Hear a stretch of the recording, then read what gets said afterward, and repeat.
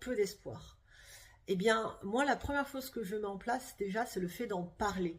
Mais d'en parler de manière extrêmement authentique dans ma vérité et dans mon expérience de cette vérité, de cette réalité. Par exemple, mon conjoint sait que je souffre d'abandon. Je lui ai expliqué pourquoi, je lui ai expliqué comment ça se passait pour moi. Néanmoins, je ne lui ai pas demandé de compenser, je ne lui ai pas demandé de s'adapter, je ne lui ai pas demandé d'être mon thérapeute ou mon sauveur par rapport à ça, parce que ça n'est pas son rôle et que ce ne serait pas sain, et que ce ne serait pas une relation saine.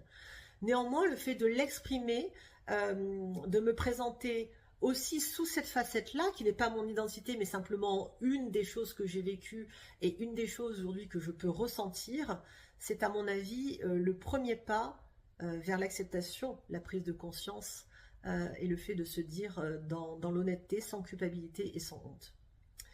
La deuxième chose que je fais,